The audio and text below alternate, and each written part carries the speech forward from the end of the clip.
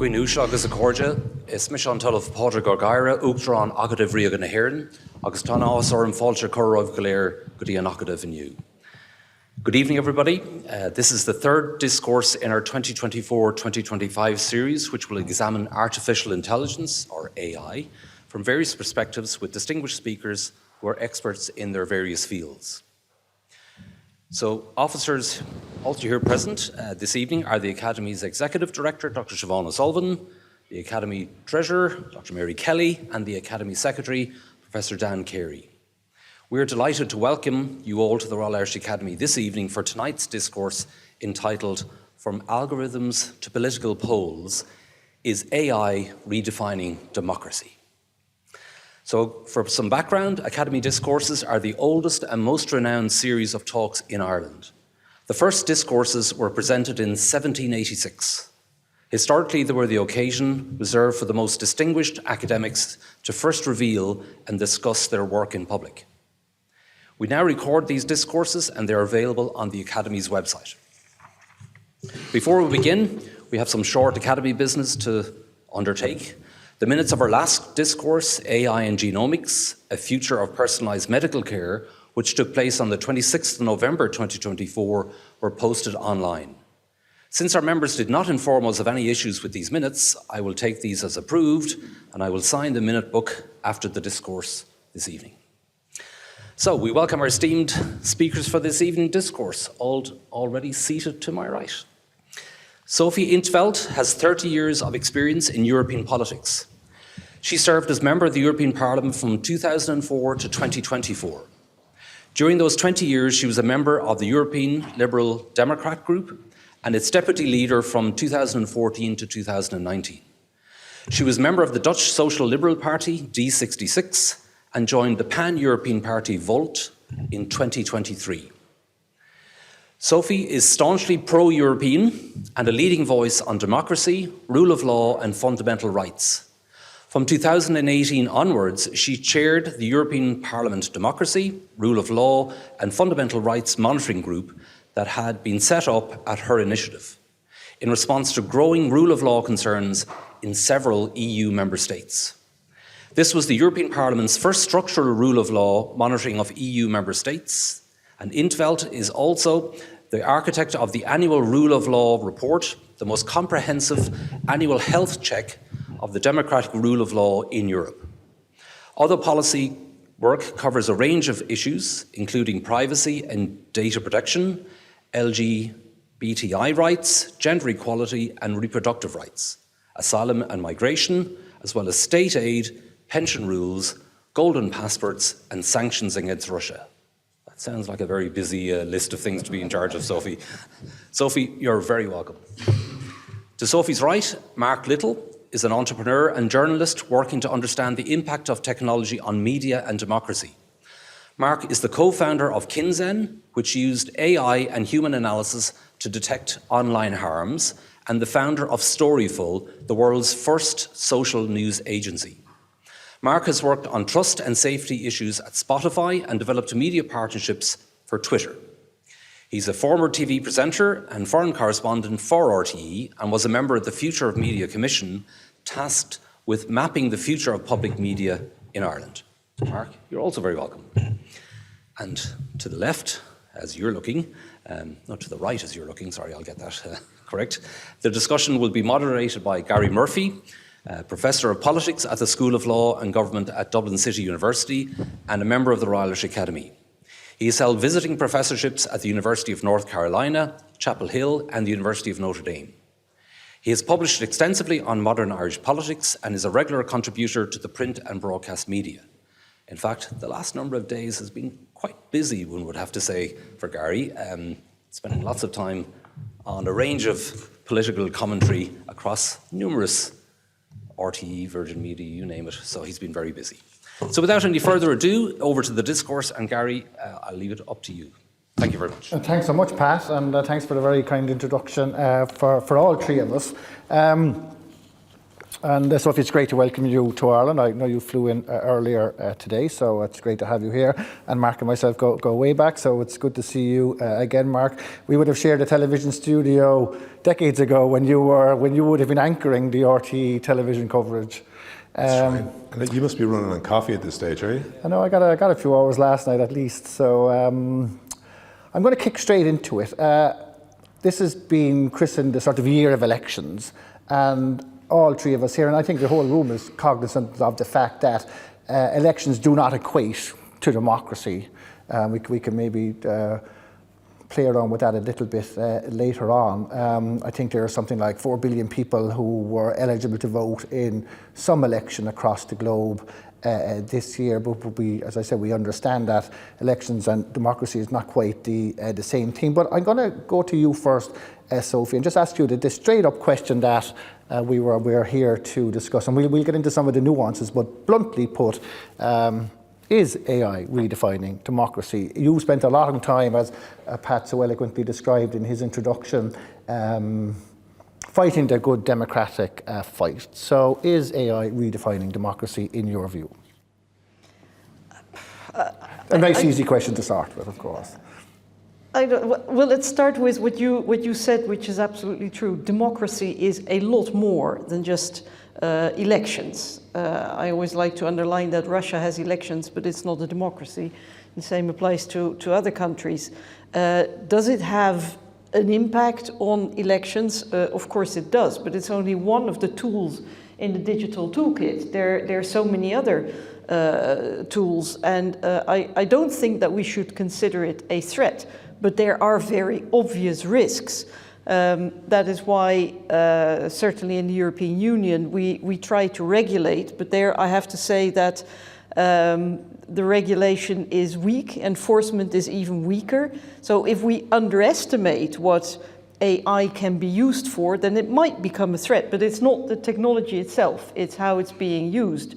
And a second remark I would like to make, but I think we can dwell on that a bit more later on, is how the new digital tools, the digital revolution affects the relationship between the state or government, political parties, politicians, and the citizen, because that is a dimension that we very often forget. We tend to focus almost obsessively on election interference, and we forget that there is so much more to democracy than just elections. Okay, Mark, AI, what is it exactly? The Academy has spent a long time considering AI in this discourse series, but from your perspective, what exactly is AI? And then to the secondary question, is it redefining democracy?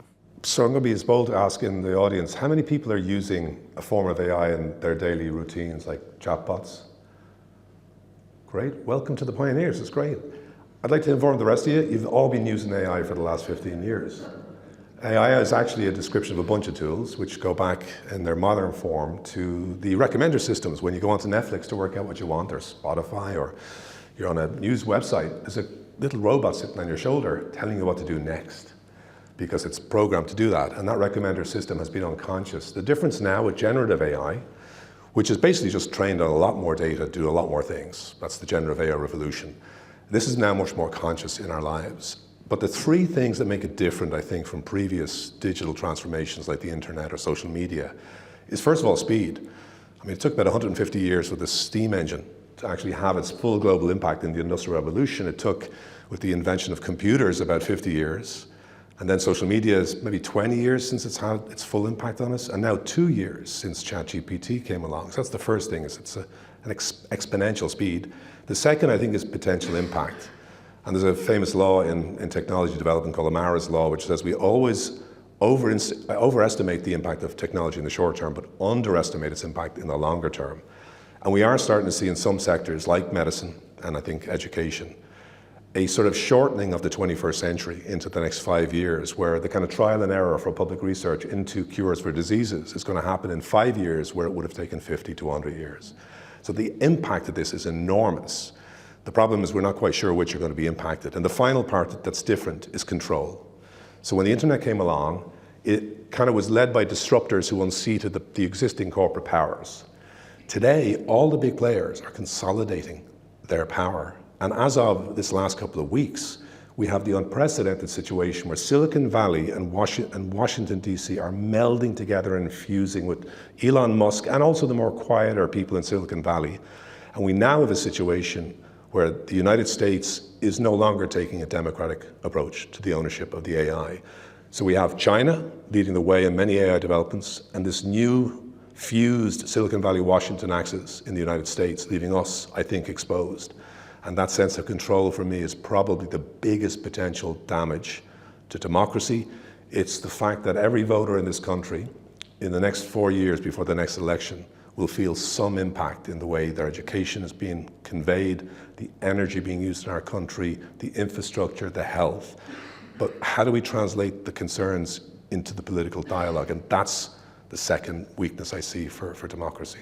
Would you like to pick up on that, Sophie, in terms of control? Because the European Parliament has been at the forefront of trying to think about regulation and how it might work. And we sit here tonight in Dublin 2, and not far away from us are the headquarters of some of the global tech giants who are driving AI and provide quite a lot of employment in and around our city. So would you like to say a few words, first of all, about how the Parliament has tried to control what is a very, as Mark said, a very fluid and ongoing situation, and where do you think we should go, or it should go from here? Well, there are several pieces of legislation which are relevant. Of course, there's the AI Act, there's the Digital Services Act, there's the regulation on political advertising, and I think there's some pretty sensible thinking behind it. But the question is, and it's a lot about transparency, for example. Political advertising has to be labeled, let's say. People have to know that they're looking at a political ad. There has to be a repository so that you can verify what there are rules on political advertising. Most of those rules have only just kicked in, or will only kick in 2025 or 26. My concern is, how are they going to be enforced? Just yesterday, I believe the audit reports under the Digital Services Act of the 19 biggest companies which have to comply with the Digital Services Act, the DSA. Those audit reports were released, and it turns out that out of those 19, only one complies. And you know, despite the fact that they've seen this coming for a number of years, so it means that's Wikipedia, is that? That was Wikipedia, yeah. So you know, the companies are, of course, they're trying to comply, but they're, you know, if they can wriggle out of it, they will do so. And if they know that there's a deadline, and 18 out of 19 don't comply, and then you see how the Commission tries to enforce the rules. I mean, the Commission, you know, has launched procedures, you might say, against a number of companies already a year ago. But, you know, first they ask information, and then they wait for a reply, and they ask for more information. And you think, like, you know, if I were, let's say, leading a big tech platform and I have bad intentions, I wouldn't be the least bit worried about enforcement by the European Union. So, and that is, we tend to focus a lot on the legislation and not on how it's being enforced. But I would still like to underline something else and de-dramatize a little bit, because what you said is right, that we tend to overestimate the impact in the short term and underestimate the long-term impact. But let's also not forget that they're also still human beings doing politics. And if on the one hand we are regulating political advertising, for example, but on the other hand we have people like, I don't know, Viktor Orban, Donald Trump and others, you know, who can freely say whatever they like. They are controlling the traditional media, they're controlling the education system, well, not Donald Trump yet, but that's his aim. They're controlling the judiciary. So I think they have infinitely more power, because they also have a lot of authority. And then the second element is that although the European Union has or is regulating political advertising and AI and other digital tools, there are other risks to democracy that we tend to overlook.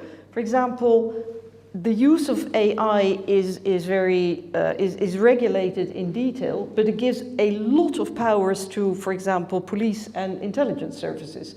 They can pretty much do whatever they like. And there's a kind of blanket exemption from the rules for anything which is national security. And if you know that national security in most countries is not legally defined, is not demarcated, it's like a blank check to governments. And let's not forget, governments are made up of political parties who have an interest. So, you know, there are other risks as well, things like predictive policing, facial recognition, all these things.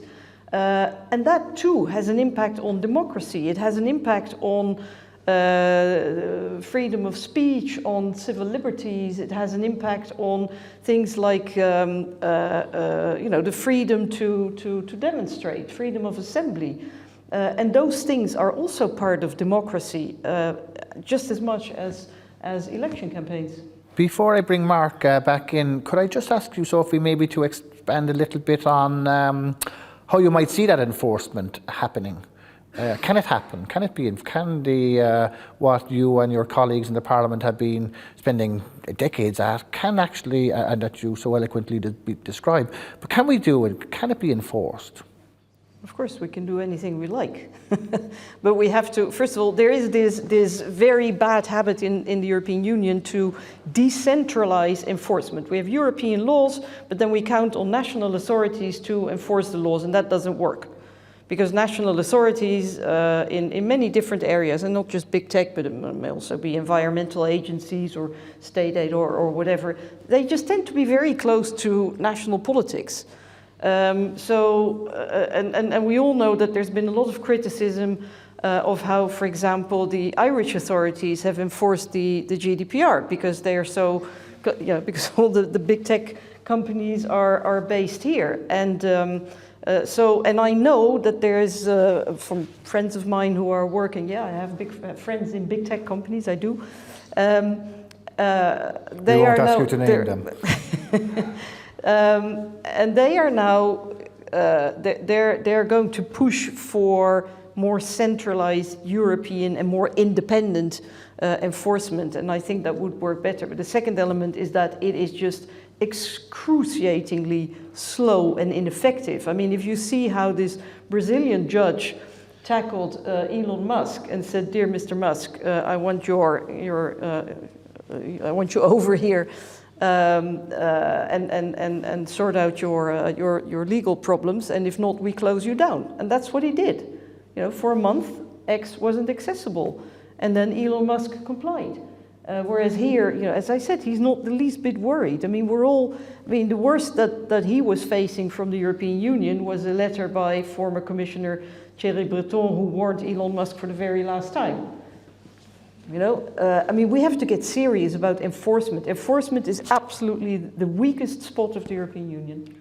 Thanks. Mark, I think many in the audience would be interested in your own journey from, as I said, esteemed broadcaster hosting election programs and the early version of prime time, I seem to remember. Well, it wasn't quite today tonight, we're not that old. But to tech entrepreneur, was it, would you say a little bit about that? What brought you into this area? And then you might touch perhaps on some of the issues that Sophie raised in relation to maybe the dangers of AI when we look at things like facial recognition and others. Yeah, I suppose when I was about 12 or 13 years old, a religion teacher wrote a report card to my parents saying I was prematurely cynical. So that meant I could only be one thing, and that was a journalist. But I think when I became a journalist, and one of the things, and I have some of my former colleagues here, former boss, one of the things I really was passionate about was the idea of looking at places in the world or issues in the world where I want to look around the corner and see the future and communicate what I see with some level of agency for the viewer to understand what's going on. And I think I got to a point in my career, especially when social media came along, where I thought, well, actually, what if I could also help impact the change for the benefit of what I believed in, which was the values of journalism, the process of journalism. And that's what led me to become an entrepreneur. And then I went within social media companies, technology companies as a kind of a strategic internal consultant. So a lot of the issues we're talking about in legislation, I got some sense of that, maybe not in the last few years. So I think always I've tried to look forward to the future and communicate back and say, this is where we need to be scared silly, but over here is where we think about potentially this as being something we can accelerate. So I kind of tend to think of different analogies, and I think of one thing of my grandfather, if he was alive today, and I was to put him into a car, a sports car, and put him into the streets today, I mean, scared the bejesus out of him. But he'd know there's a brake, he'd know the steering, he'd know it's an accelerator. And I think in some way we have to demystify AI. People like to think it's magic, or the tech people would like you to think it's magic. It's not. Arthur C. Clarke said that every technology appears as magic. It's not. It's systems that we have control over. So I think on the brake side of it, there are emergencies right now that we have to control. I think things like surveillance, I think data, what data is being trained, I think copyright, I think a whole bunch of things that are now. The brake needs to go on and the regulation needs to be enacted, it needs to be implemented and executed. I think totally agree with that. There are some areas where the right kind of regulation, the wrong kind of regulation. I tend to feel like what we just saw in Australia with social media banned for 16-year-old, under 16s, best intentions in the world, it can't work, it won't work, and I think it's going to do a lot of damage in the process to the right kind of regulation. If you try to regulate safety by decree the outcome, it's not going to work for anything but a very small number of issues, I think, where there is an emergency brake scenario. Transparency, accountability, and to an extent, the empowerment of the citizen has been the hallmark of some of the best legislation coming from the European Union. I was involved in one of these processes, the Code of Practice on Disinformation. There were researchers in the room, there were startups in the room, there were big tech companies in the room, and the European public servants were in the room. And it was an incredibly exciting idea. What could go wrong? I want to walk in, what's in the box? What's in the black box that you've trained this AI on? What's in that? And I don't want you, the lawyer, to tell me about this. I want you, the product manager. And what could go wrong? What's the pre-mortem here? And so that kind of philosophy, where what you're trying to do is you're trying to make sure that as this juggernaut heads in the future, everything we know something about it. We're also then finally on the steering. We need to be thinking about how we decentralize more power to the citizen. We have this movement right now from Twitter over to this thing called Blue Sky. People think it's about EchoChat. It's not. Blue Sky is giving people a very much more control over their experience. So we need to steer people toward those experiences. And also AI loves a vacuum. And right now there's a vacuum where our old information systems used to be. If you want to steer democracy in the age of AI back to a place where we can trust our information, you have to invest not only in public information through public media as a public utility, but the governments and the politicians, and I'd love to hear what you think about this, Sophie, need to be investing heavily in a new public Manhattan project to get public research at the core of the development of AI. Well, I very passionately agree with that, but this is why I say we shouldn't, we have to look at all these digital tools and assess the risks and be aware, but at the same time not be completely, not overestimate, over-dramatize that part, because there is the human dimension, which is equally important. If I see how, for example, government leaders in the European Union are cracking down on free media. For example, I investigated the abuse of spyware by European governments against journalists, NGOs, opposition politicians, judges, prosecutors, corruption fighters, what have you. That is a massive, massive threat to democracy. So again, it's not about, we say we shouldn't regulate technology, we have to regulate what people do with it. And this is, if we desperately need free media, investigative journalists, and we shouldn't be gagging them. For example, there's the European Media Freedom Act, which was a wonderful idea, but then but then there's this one little clause that says none of this applies in cases of national security. National security is a bit like that you have this all-purpose cloth in the kitchen you can use for anything. And that's how national security is just blatantly abused by national governments. And the Korean president tonight has used that kind of excuse, right? Yeah, but the point is that Europeans think Nah, not here. It only happens in funny, faraway countries. Not here. We're a democracy because we declare ourselves to be a democracy. Whereas a democracy is about checks and balances. That's the core of democracy. And if checks and balances are eliminated, like scrutiny, public scrutiny, journalists, etc., then democracy dies. Yes, but South Korea is a democracy. Do you want to tell the audience, because it's a kind of a breaking news story, and you're involved in breaking news, so... Yeah, the president, who's had a really bad relationship with everybody actually in the political establishment, just declared martial law a couple of hours ago, because he said there was North Korean influence, and that was it. He was sending the army to the parliament. The army turned up at the parliament, didn't do anything. The parliament voted against the martial law, and things are quiet tonight. But to your point, I think one of the things right now we know is that democracy now is no longer a straight line.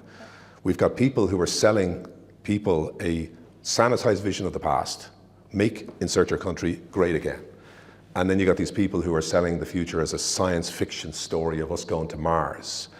And poor old Democrats are sitting in the swamp trying to navigate what the real reality is of today. And I think we have a problem right now is democracy is not telling a story that can compete with these fantastical forms of stories that are there for a lot of people in democracies. But maybe that's also because we aren't telling the story, because the defenders of democracy are so shy, because it's just not very cool to say that parliamentary democracy is great. It's just not cool. It's just so much cooler to pretend, even if you've been a member of parliament, like, for example, the far-right leader in the Netherlands, who's always going on, oh, these funny people in fake parliament, these, the elites. I think, honey, you've been in this parliament for 25 years. You're very much parliamentary political elite. But it's just not cool. It's like if I may, just one thing that's always my mind, it's not cool to talk about European democracy. Because we've been told for decades now by the national political leaders that, Europe is actually, it's not a democracy. It's a bit of a technocratic corporation. So don't worry about it. We'll take care of Europe for you. Just don't worry about it. But that's silly, because Europe is taking care of very, very important political issues, things that affect our everyday lives. Why do we accept that we are told, not to inquire, not to debate, not to worry about European democracy? I mean, it's not even artificial intelligence, it's just natural stupidity, I would almost say. If we are not going to defend our democratic institutions, then why are we surprised if they crumble? Doesn't that go to the question that we've just been talking about in terms of information is power, and who has the information has the power? Would that be, is that something to be worried about, which I think it probably is, or would you be a bit more optimistic? Well, I used to say, never pick a fight with people who have, ink by the barrel, and there used to be this thing about the politicians had this role, the media had this role. They were all institutions. And so we're living in a world where all the institutions have crumbled. And what's coming in its place is messy and worrying, but also very exciting in some ways, because we have a lot more decentralization of power in our lives. I think about my children today with the power of their mobile device in their pocket, have power over so much of their life that I never could even have imagined when I was their age. But on the other hand, the problem is this, and this is where AI, I think, is so cancerous if left unchecked. We thought this year, with the billions of people voting in this year of elections, the big threat was going to be AI used to create deep fakes or videos or content which sway last-minute opinion in an election. It didn't happen. Now, not to say it won't happen when the technology gets good enough, so panic responsibly.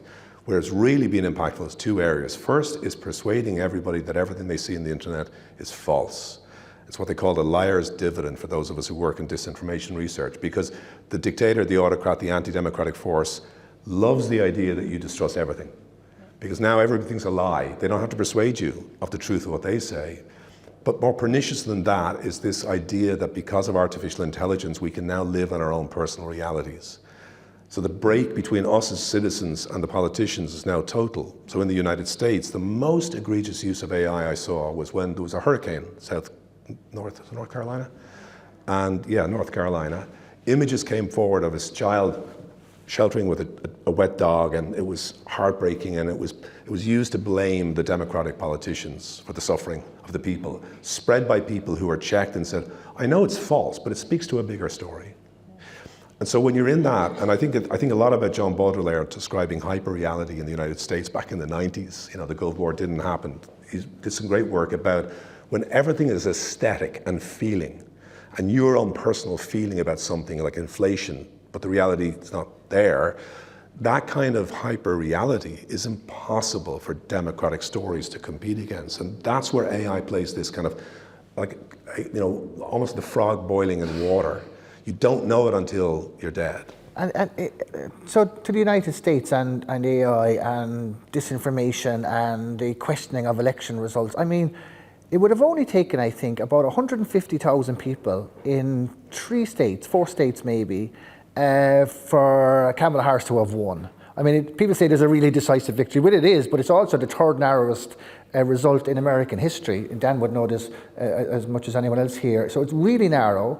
And let's say it had gone the other way, would we surely, I will give a statement rather than ask a question, we would surely have had a scenario where the defeated candidate would then have said, this is a repeat of 2020 all over again, and the election has been stolen, where everyone now thinks the election was clean and fair because the result went the way the winners wanted, but it was very narrow, it could have went the other way. So I suppose my question is it those who are, it's humans, to your point, Sophie, humans are making these decisions. No, but I'm thinking because... And they're using the technology then, to say that everything is terrible and But look, I think there are always going to be people who believe these kind of these images. But I think that didn't really make the difference. But the fact that one of the two candidates was lying every time he opened his mouth. Whereas you'll remember maybe this video where, when was this, 12 years ago, when John McCain was facing... Barack Obama in 2008. Yeah, that he was a Muslim or something, and then he said, "Hey, hang on, no, so sorry, ma'am." He said, "Sorry, he's not. He's a decent family man," as if Muslims aren't, but okay. So it was a completely different situation. And had he been the candidate this time around, then I think the results would also have been different, not because people had different political views, but because this whole element of distrust. Because you're absolutely right. That's the most poisonous bit of it all. It's not all the rubbish stories that are going around, because I think the vast majority of people don't believe them, but they just don't know what to believe anymore. And then there's sort of, this distrust is being amplified by politicians who believe that they will benefit from it electorally, and they do. But I think there's a broader political reality here, is that you look over the span of history since, let's say, 68 to 1970, when we began this sort of neoliberal world order, where essentially we had an unleashing of global trade, we had a sort of sense of this power of international commerce. Even left-wing and moderate politicians were like banging on this, and this was the way they were going forward. I never forget covering Bill Clinton, the era of big government is over. And they were buying into this myth that has ended up shifting, I think, a huge amount of inequality in democratic societies and across the world. And at the same time, I think you've got people asking about politics and say, wait a minute, it's all like, there's a great book about the future as a political idea, where it talks about the emergency politics that's now set in democracies. Everything is so short-term. Everything seems so dislocated to the reality of my life, the inequality I feel, the inequality that exists for me. So the window of politics is so narrow, but the scale and speed of the change in people's lives in our societies today is never been experienced by any generation in human history. Now that's the dilemma we face as democracies. How do we speed up democracy to be more deliberative, participatory, and also to lengthen the window so that we do have a ministry for the future. We do have people thinking 5 years on and saying, this whole, what's your top 10 priorities in this election? And we saw them, right? AI will impact every single one of those. And our sovereignty as a nation right now is a threat, because we're thinking about how we spend the Apple billions. We should be thinking about how we're not dependent on the Apple billions. So again, the mismatch between the reality of life, as people know, particularly younger generations, and the short-term horizons of the media and politics, and the negativity bias of media fed by a negativity captured by the audience, is all, I think, accelerating this mismatch. Sophie, yeah. Yeah, I'm just not sure that everybody is equally susceptible to this. First of all, I'm not a big believer in the traditional explanation of why people turn to populist and even extremist parties, because if you look at countries like the country I know best, the Netherlands or Belgium, where I live, or Finland, are among the countries, I mean, okay, so they've been run by liberals, but they're hardly neoliberal. I mean, they spent more than half of GDP on social security, and they're very, inequality is very, very moderate. So I don't think in absolute terms that's the only explanation. I think, however, in terms of the world changing very rapidly, yes, there are a number of people, and if we look at the electorate of people like Trump or Orban, it has a certain profile. And let me put it very diplomatically. There are some people who have difficulty accepting that there's been, let's say, emancipation, progress, there's more diversity, and maybe patriarchy, is a thing of the past. But there are a lot of people who want to bring it back. Look at the agenda of Trump or Orban or all of them. There's actually, we were having a discussion about it, or talk about it this afternoon. There is a kind of global network of populists, if you want, and they have a common manifesto which is entitled Restoring the Natural Order. Well, that sums it up. And I think that is a dimension which is very often underestimated, because I think the vast majority of people, I agree with you, are still they don't respond to these messages that they get. They're very down to earth, they have common sense, and they may care about very real issues, like, will I still be able to get a home, to set up a family, these things, they're not so interested in all the fairly hysterical messages that they're getting. So I think we should distinguish. It's not the entire electorate which is swayed by these messages. It's a smaller group of people, but they do make the difference. And this is what Trump has done in a very smart way. And that was also the point of Cambridge Analytica at the time. It's very, very targeted. He knows exactly where, in what constituency, he needs to get a number of votes. And then with a relatively modest number of votes, he can win. But it doesn't mean that all people are convinced by his message. Could I maybe revert back to the electorate of the future, if that's not an oxymoron? Mark, you mentioned earlier Australia and social media and banning, and you said it wouldn't work. So the Australians might say, well, if we don't try and do something about it, all control is lost, and kids will be able to do whatever they want, and the harm is simply too much, so we must try to regulate. Well, how would you respond to that? I think what's going to bite them is the fact that they misrepresented the research, which shows us that there's no blanket impact that you can argue across all teenagers. There are teenagers and young people who are much more vulnerable because of mental health issues, because of their socialization.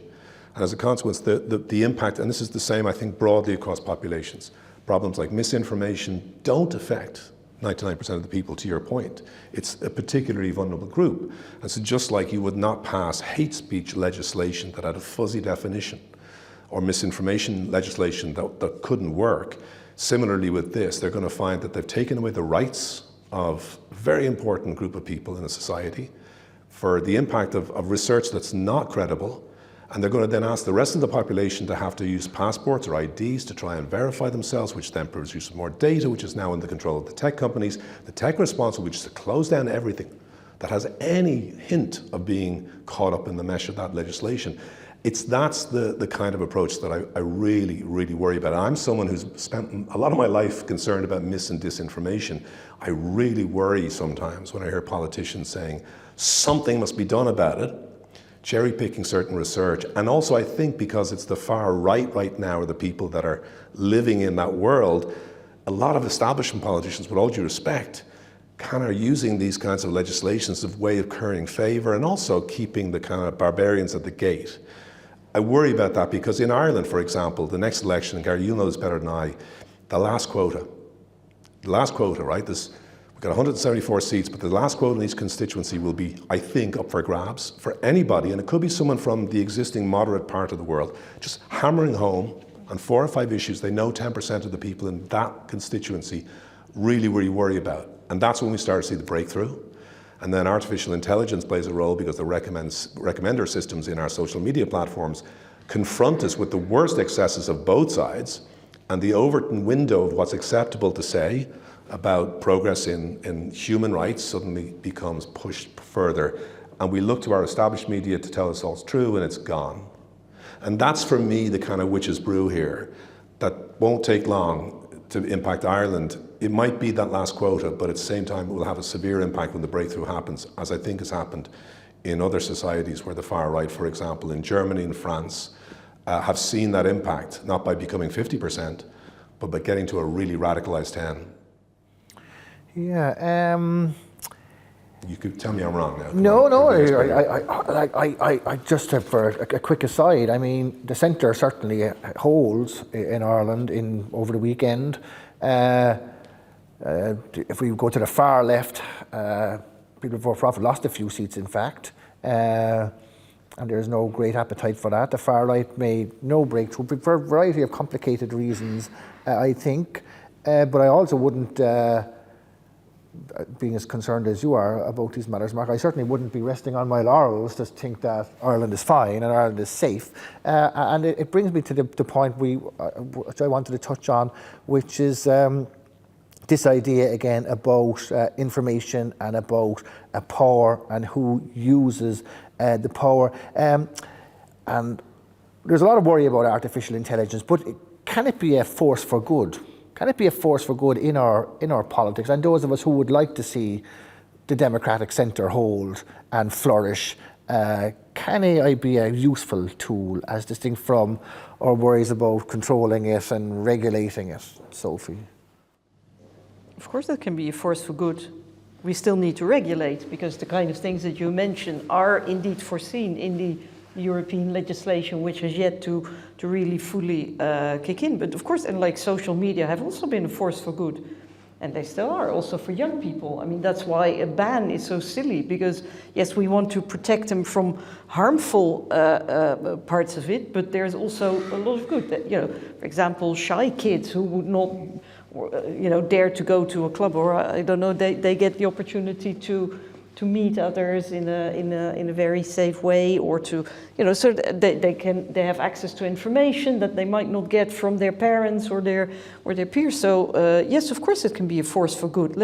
Technology is technology. It can be used in a million different ways. But we have to. So we should regulate again, not technology. We should set rules to protect society, to protect our democracy.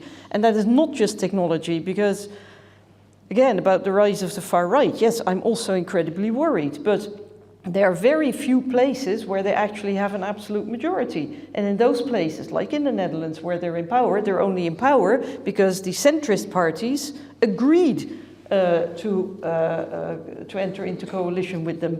So, so what's the point in, I don't know, banning or regulating certain technologies if then in real life you actually, you don't mind hopping into bed with the extremists? So, and we see the same at European level, by the way, the EPP, the European People's Party, the Christian Democrats, who are also increasingly flirting with the far right. And I think that is playing with fire, because you also, the thing is, whereas these digital tools can be used to sow distrust, what these parties are doing is actually the opposite. They are legitimizing, they are giving weight, authority to extremists, and I think there are a lot more people listening to that than taking their cues from social media. Mark, yeah. Yeah, and I was sitting watching the election. I was wondering, where was the progressive voice that was going to turn around and say, right, I'm going to take this money and I'm going to spend it so we never have to be dependent on these people again. And what I would spend it on, first of all, obviously, is infrastructure, energy, and housing to get the people the right. But no country in the world has ever made it as an innovation country without those things, right? And then spend it on that. And the good story for charting a course for the future beyond the next horizon, I just think that would be so refreshing, standing there watching that in a political debate. And I think this is where the story of the future of democracy gets so exciting. If we can start to see the ways in practice, not in theory just yet, that we're starting to see impacts that are very positive. Last year I got to know very well the Schibsted group from Norway, who have this great experiment where they basically translated all the articles they have into voice. And they put it into a synthetic voice, they offered it to school kids, and they found the byproduct was that kids from Eritrea that had just emigrated, that were learning a new language, it's a lot of like glottal sounds, were having a really hard problem with certain words in Norwegian, and they were toggling between ChatGPT and the product from the newspaper, and they were learning faster that language. In the process, they also discovered someone had hacked into this open source tool they had, and basically had put this old dialect in Norwegian, which is very close to Russian, and had transferred it into voice. And now this dialect was being rescued from the past. And I think about that, and I know Ed Mulhall's here somewhere, worked on a project for the European Broadcasting Union, the use of AI in journalism, but I also think about it with citizens' assemblies. There's now early research that shows us where you get citizens together to talk about issues. AI is incredibly good at identifying the bridge. So the debate about immigration is not about immigration, it's about housing. Will my children be still living in a 5-person bedsit in 10 years' time? And finding the issue where people come together, AI as a deliberative tool is really effective. It's happened in Taiwan is a great example where it's happened. It's a country in the shadow of China. It's got an incredible digital infrastructure. So again, that's where I see an exciting possibility. And then in terms of the issues that shape elections and resentment, education, the impact on kids who have been left behind by the system, who now have potentially an AI tutor. I think about equality in the workplace. I don't have the skills because I don't have the education. AI is showing signs of increasing the skills for people in the workplace. That's the positive future. The negative part is, are people going to be unemployed? Are they going to be made unemployed by AI? And I think we have to have politicians, and I'm glad we have someone beside me here who's the vision here, to start thinking about what doesn't yet exist in theory, but actually exists in so many examples I could give you of this panel tonight. We could go on for hours where it's actually happening in practice. Has AI exacerbated problems with free speech? Because we have had Musk come back and since he took over Twitter /X, saying we brought Donald Trump back and there'll be a forum for free speech. But we all know there's no such thing as absolute free speech. To go back to the old Oliver Wendell Holmes fire in the theatre example, if someone ran in here shouting fire, fire, and we all ran out and I was trampled to death, well, you know, that wouldn't be free speech. It would be bad for me as well. But has AI sort of exacerbated problems of free speech? Sophie. No, but maybe we should have a talk about what free speech is actually all about. Free speech originally meant that you can freely speak your mind against those in power, without fearing, you know, prosecution or some. It didn't actually mean you can just, as you said, say what you want, run around and incite hatred and violence, and that's not free speech. You know, as they say, racism is not an opinion. It's got nothing to do with free speech. It's about hatred. So let's have that debate. What does free speech mean? And it's very interesting that the big champions of free speech are also the ones who are trying to shut up the other voices. So, but I think let's say the democratic forces, and for me, look, I'm a progressive liberal, if you want, but this also applies to people on the other side of the political spectrum. But anybody within the boundaries of, let's say, the democratic. Within the democratic rules, you know, I think we have to start understanding how the extremist forces have been very good at using the digital tools for electoral purposes. The funny thing is that, for example, the nationalists, the very often anti-EU and very often also very xenophobic, sexist, and all the rest of that, anti-democratic. It's very interesting how they always say, this whole European Union, international cooperation, it can never work because we are all so different. But they are absolutely brilliant at working together across borders. They have a common language, they have common representative faces, they have common themes, they have a common program, they come together, and then they tell the people, yeah, but international cooperation can never work. And somehow the democratic forces have been very, very shy and very timid, and we have accepted to be intimidated and shut up by the others. So let's start. I mean, it's also, if we care about democracy, are we just then going to sit back and watch how it's being destroyed? Or are we going to fight for it? I think it's about time that we climb the barricades, and we're not going to make a revolution from our comfortable chairs. Lounge. Mark, free speech. What do you think? I'm again. I think fundamentally liberal in the sense. I would fear a lot of the time that people, and again, I spent a lot of time working on these issues like disinformation and hate speech. But what I look at, and politicians' response sometimes is a little bit draconian. There's a sense that we don't want to be getting the government involved in chilling speech.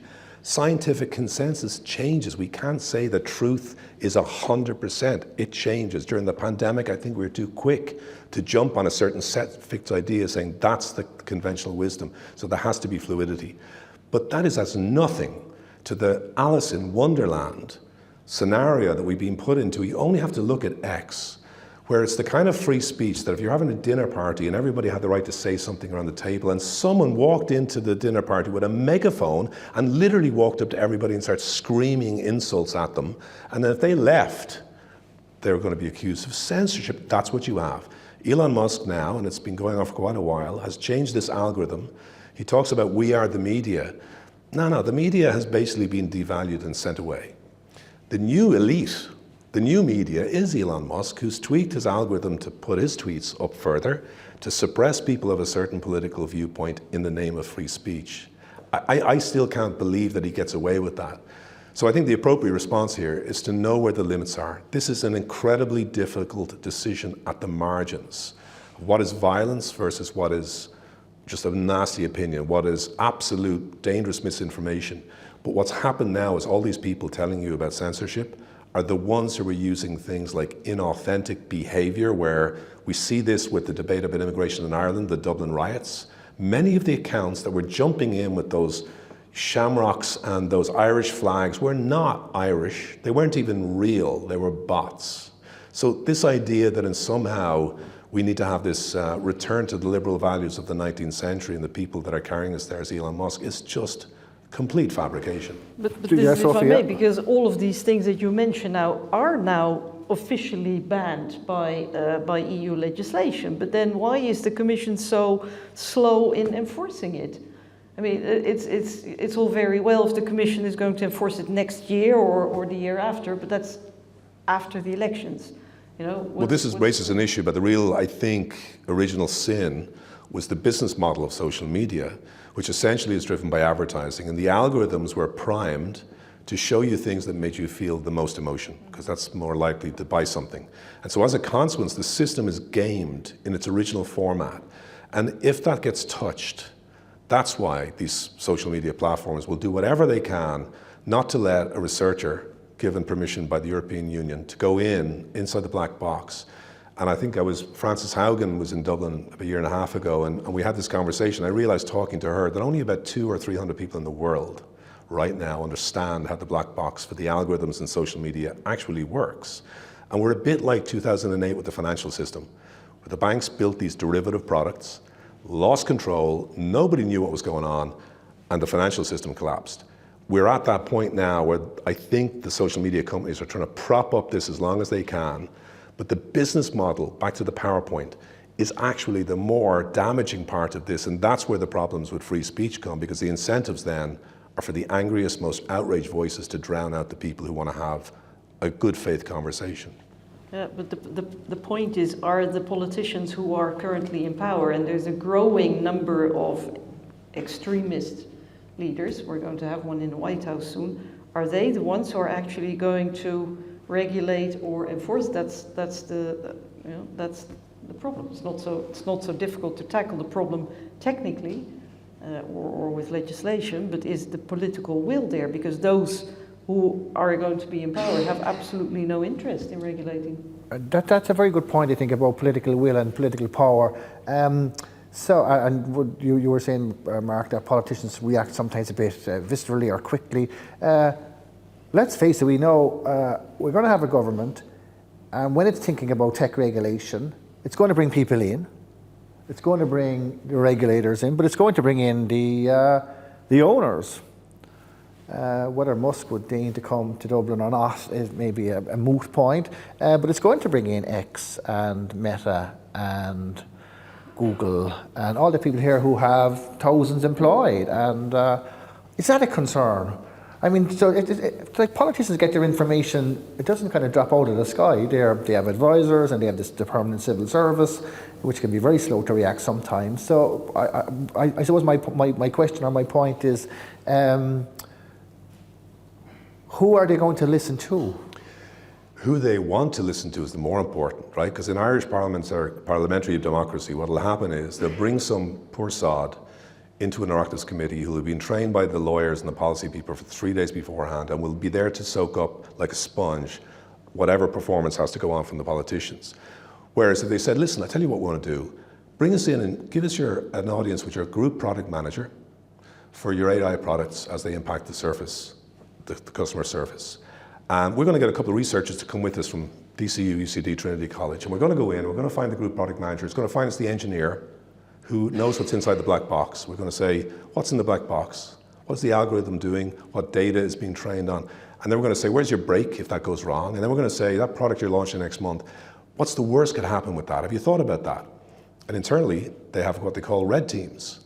All these tech companies have people who began with cybersecurity training, who go in and find the worst thing could happen with the launch of an innocuous product.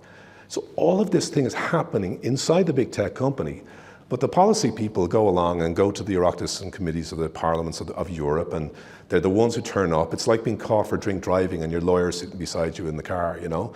I just laugh sometimes. I remember going to a meeting of 80 of the top leaders of Twitter, and I was asking them, they were telling me all the emotions that they could mine. I said, what about serendipity? You know, that joy of a new idea? It was kind of silence.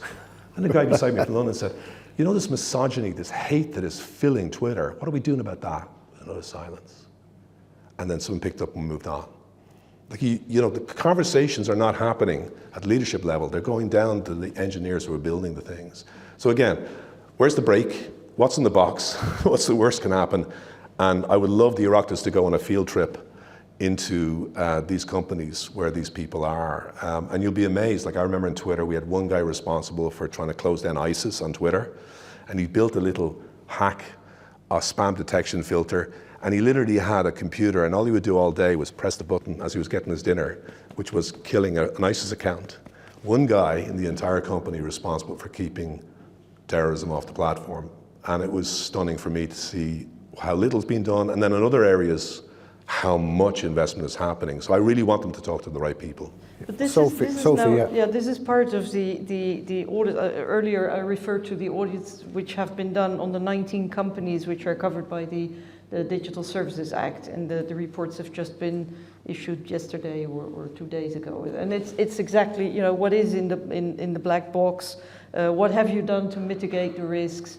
How many people are working on this? I mean, those kind of questions. So they're doing that right now, and these audits it's the very first time they've done it. So so that's a good thing. The not so good news is that apparently 18 out of 19 companies didn't care enough to make sure they complied. But at least it's something. But this is why I'm saying we have the tools to address many of these issues, but then they should be enforced. No, we've had, thanks so much, we had a fascinating, close to an hour, and I'm very keen to open up for the last half hour or so to the audience to ask probably more sensible questions than I did, and to drive the discussions. So Stephanie has a mic, and you might identify yourself, and we take it from there. Yeah.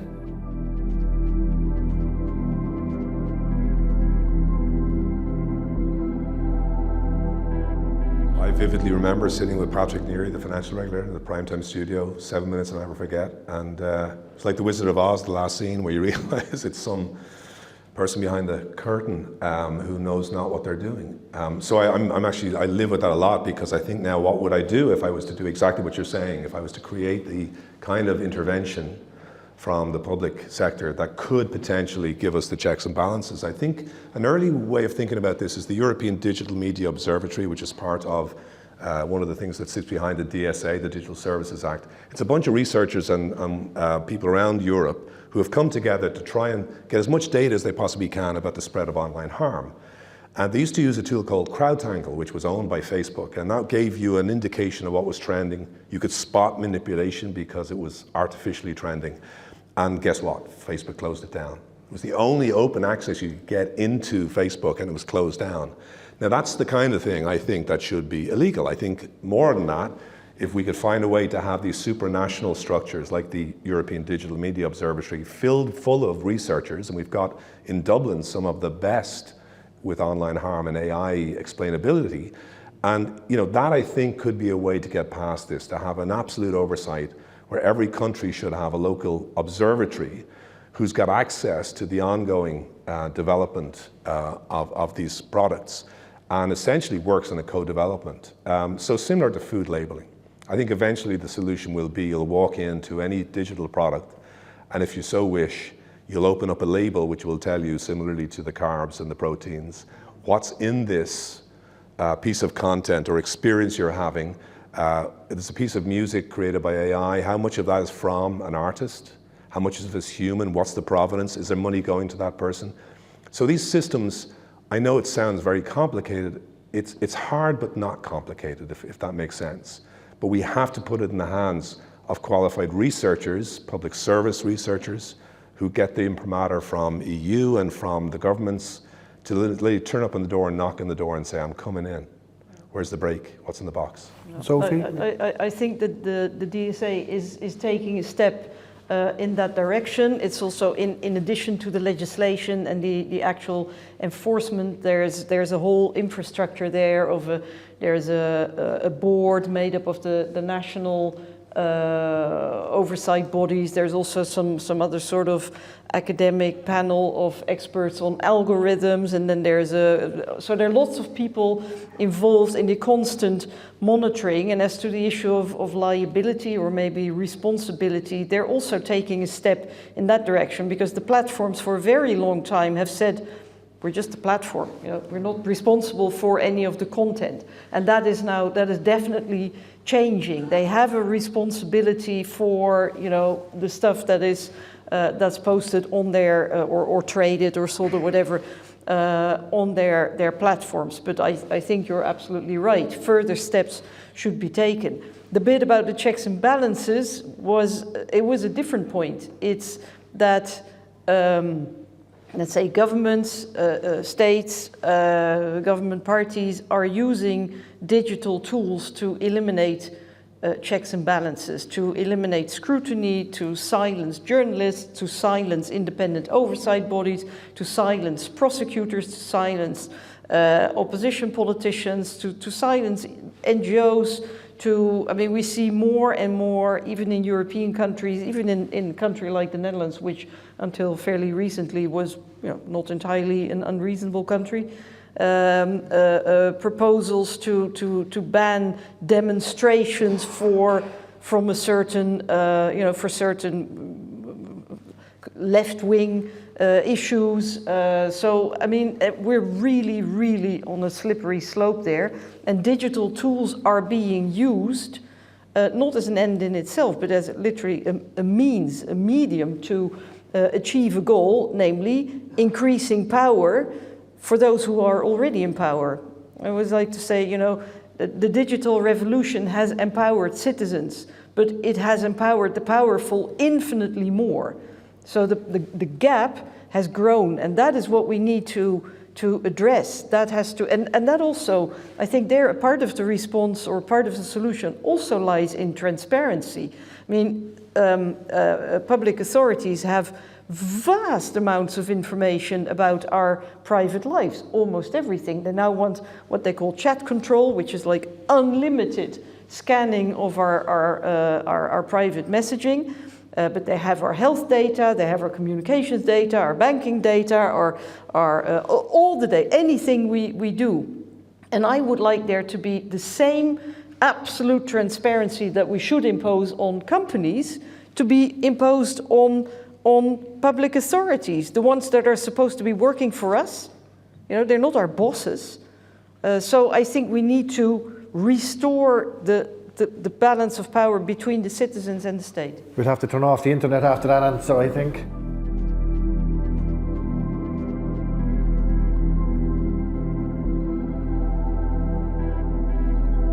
It's built into the system. I do not believe, I never believed in decentralizing the enforcement of European laws. There has to be a European level independent enforcement, because if you put the enforcement of European laws, whether it's GDPR or other laws, into the hands of national authorities, you know, they just tend to be very close to national politics, to national governments. That's unfortunately the way it works.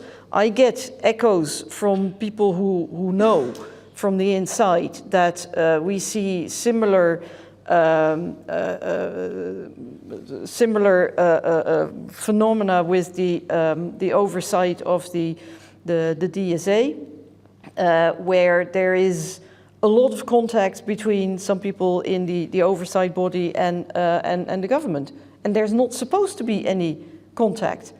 You know, so this is a big problem, and the Commission has put forward a proposal last year to better implement and enforce the GDPR, but we all know that is, you know, it's a red herring. The real problem is that the enforcement is in the hands of organizations which have no interest in enforcing. We know that there's a lot of grief within the EDPB, which is the 27 national data protection authorities together, who are all very unhappy with the role of the Irish DPA, the Data Protection Authority. There is a lot of controversy.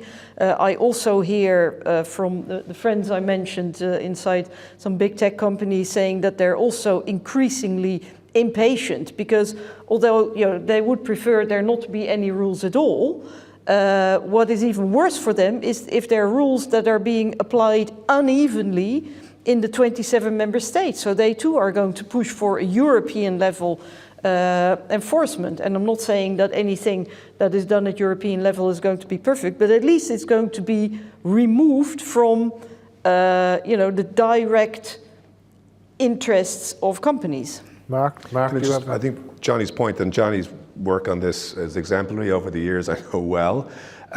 What you said about the recommender systems, and I know your position has been really, for me, really inspirational in saying user choice. In fact, let's stop using the word user. The platforms you talk about as users, but people's choice. I should be able to choose if I see something that the algorithm is firing at me because it's making money for the company, or if I turn it off and I want to see my friends. I want to see a community that I know and I have the quantity of it. It feels familiar, it's safe. I want to be able to turn on a feed if I want that's been offered to me by a service. Tonight, I just happened to be on Blue Sky. Someone put together a feed for Korea, all the sources they trust. On the way in the dart, I can look at all these people that are literally standing in the parliament because I have the choice to turn that on.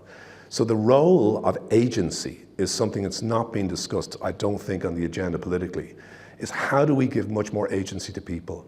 We also have decentralized communities that are really good at things like fact-checking. We have an open source intelligence community that I was part of with Storyful that can use data, satellite imagery, to challenge the public version of the story, particularly where autocrats are pressing down on it. So there is ways, and even X, which is a bit of a sewer at the moment, has a community note system that shows signs of promise because it's getting experts to attach notes to and say something things. is wrong when it clearly is. Yeah. So agency is critical, and I think your leadership But there. if I may add one thing to this, because the point is that works if the legislation that we put in place is actually being applied. Now, when it comes to Facebook and the GDPR, you may remember there was a case brought by an Austrian student at the time called Max Schrems. He went to court about the transfer of personal data to the United States. He won the case. What did the European Commission do? Negotiated the exact same identical agreement with the United States, gave it a different name.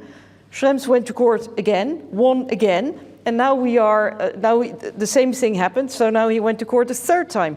And this is the problem, that because these cases take years. And you have to have deep pockets to take a case like that. I don't know the ins and outs of that, but no, he did crowdfunding, and but he was a job. But this is the point: you need money, you need time, you need to know the legislation.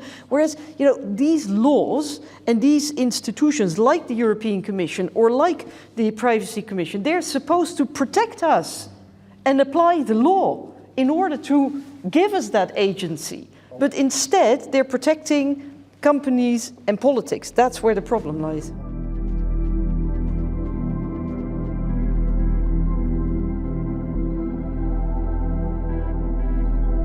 So I think there's a radical change in behaviours and habits among a generation that are the first to be social natives to not just social media, but now to artificial intelligence. I think even as late as a few years ago, the average 17-year-old wouldn't have known that artificial intelligence was serving them up content. But I think now there is definitely a greater awareness. I think younger people are starting to form what I would call horizontal bonds of trust between friends in their social media groups that are smaller, to filter information that they should pay attention to because it's something to do with their health or the news. Whereas we rely on this vertical trust, we trust the masthead. So I would argue that there are very positive signs. I think there's higher expectations as well of literacy among younger people. They know when someone's trying to serve them up something that's damaging. They look for transparency a lot more than older people. Believe it or not, younger people have a higher propensity to pay for news and quality content than older people. But on the downside, attention spans are demolishing. Text, the spoken word is taken over. Most things are conversational. So obviously, can people read books? I see now in the United States, there's complaints among students that they're reading too many books. They want to see it, they want to feel it, they want to be part of that conversation. And then also, to what extent these influencers that they are recommended by the AI, have they done their fact checking? Who are they? Where do they come from? And I think that whole again, panic responsibly. This is a generation that, bar none, are more civic, more positive. They drink less, they cause less problems. They're more literate, they're more aware.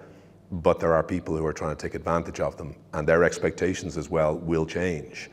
And that's the big, card, that the joker in the pack, that we don't know how their expectations will impact their choices in democracy. We see in America, the United States, where younger men particularly, but a rising proportion of young people, we're moving over to political positions that would have been unthinkable for younger people 20 years ago. So again, it's a really uncertain moving target, but the kids are all right to some extent. Sophie? No, I agree with that. Of course, this debate has to continue, and we have to be aware of the risks. At the same time, I see young people are they're very conscious of they know much better than us, how it works, and so they're also more aware of the risks, and they see through it better than we do. At the same time, it's not about AI again. It's all about what do they respond to? What are they susceptible to? And then I think what you said in a very subtle manner, things like the message of Andrew Tate, for example, the message worries me, not the means. Yeah, the means is used to amplify it, but you can also use the means to amplify a counter message or a different message.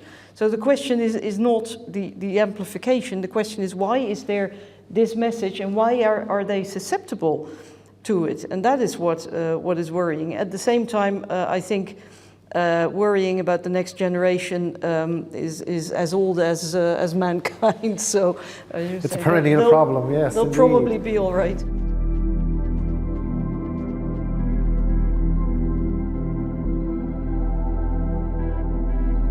I think if I looked at the way we experience social media, I looked at the statistics, and I think about 2% of people over 55 got their news on social media, and I think it's about 30% got their news from social media if you're under 24. And in fact, it stays consistently high till 30. So there were two different elections happening. You and me sat down, watched the leaders debate, primetime, we endured the whole lot of it. We watched the 9 up there battling away with each other.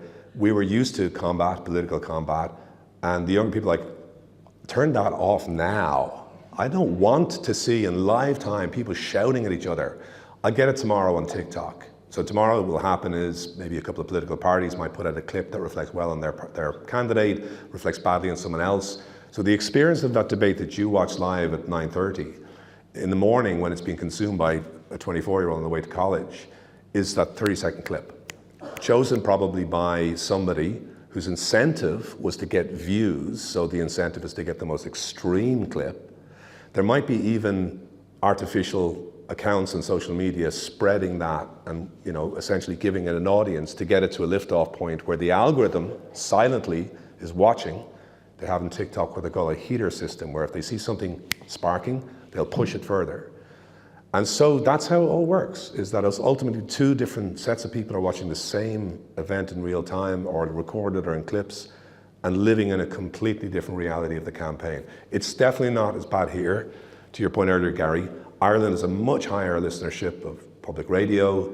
I think solidarity is definitely stronger here. Our system itself is fairer, more transparent.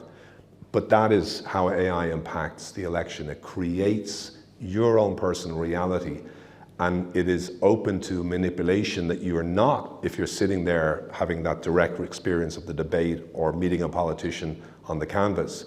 But here's where the problem is for traditional media. We had the incident with the carer in Kanturk. Now that becomes something that becomes an issue in itself. And there's evidence to show that younger people are turned off by that sort of mass attention on some one event, because more and more what they're looking for is sense makers. Help me make sense of an issue I care about. Don't serve me up this constant barrage of political news. And so we all enjoyed our 3-day political Olympics as nerds and anoraks. There are a lot of young people going, I don't want politics like that. That's nothing to do with me. And that's where the erosion of younger people's confidence. So AI accelerates something, I think, which is a legitimate grievance for younger people. They do not take news the way we did before, and they want more sense makers that are giving them an explanation. And maybe that's not why they're not voting, as we know from voting turnout. But two brief things on Fine Gael and Simon Harris in that video. The slide in the polls happened long before that video. It had no impact, and as my very smart friend and colleague Teresa Reedy, who's here tonight, reminded me in RT at the weekend, Fine Gael's vote in Kanturk went up, weirdly enough. So what that tells us, I'm not really sure. But to your question, Joe, about AI and how it might help us, I mean, those of us of a certain age will know in 2002 we tried electronic voting, and poor Nora Owen was lost her seat within a few minutes of the count live on national TV. And it was very traumatic. And Bertie Ahern and others, Bertie was actually, he was the sort of great proselytizer for electronic voting. Do you remember? People remember he said, "Oh, get rid of the O'Pionn Louis and the paper," and he's changed his mind. And I mean, it was very frustrating in RT. We were there talking nonsense, really, for hours on end because there was no counts to talk about. In reality, we were waiting until 4 o'clock for the first count in South Dublin. Jennifer Carroll McNeil got elected. So maybe we might have a rethink about how we count the accuracy of that, because you could do transfers much more accurately with AI and with electronic voting, but there is no appetite. But your point, Mark, was I was very struck by, certainly. Why are we now at 59%? Now the electoral register is a bit of a mess, and we know maybe AI could help us on that. But there are deep questions that Joe has raised there.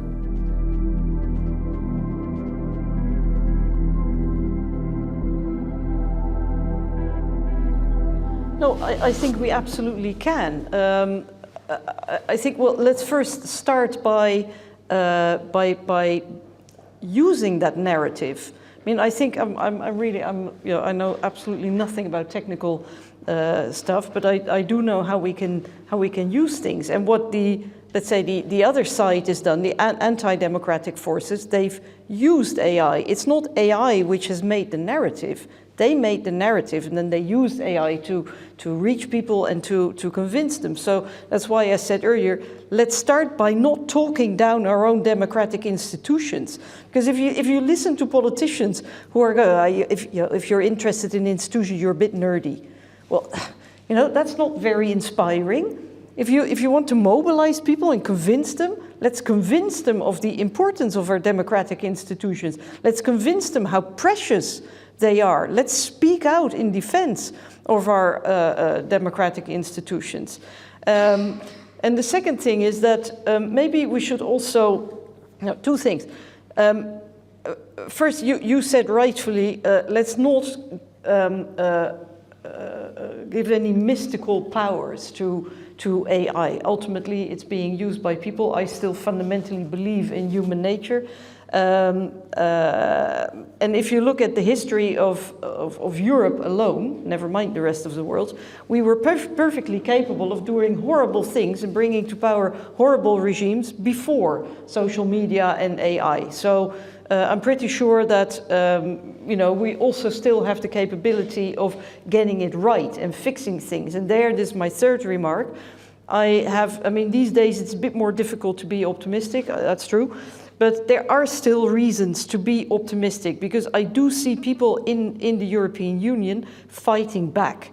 The most obvious case being Poland, for example, but there are also other countries where, a country like Slovakia, where there's a kind of mini Orban in power now, but you can see that he will leave, and there's a whole new generation of, let's say, liberal Democrat or centrist politicians ready to take over. Why? Because people are so much more mobilized than in most Western European countries, because they regained democracy only fairly recently, and they're very conscious of what it means to lose it. And I actually expect, we tend to be very arrogant from Western Europe and look at Central and Eastern Europe as, they don't know democracy very well, they're still amateurs. That's not true. They know very well what it means, and I think if a movement is going to start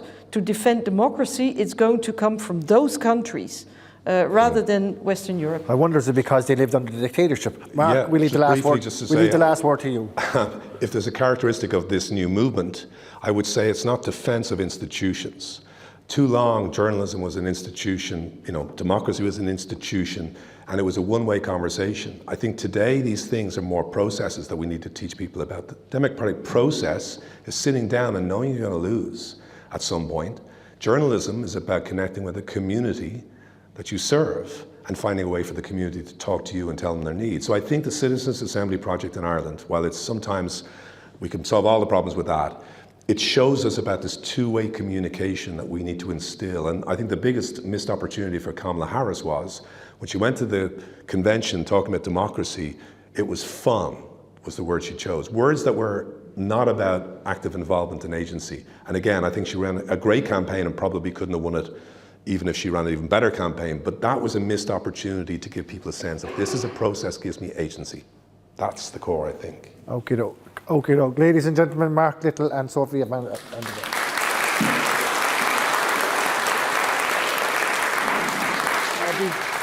Before everyone goes away, I'd just like to reintroduce my colleague, Professor Pat Gurry, the President of the Academy, who will close proceedings. Pat.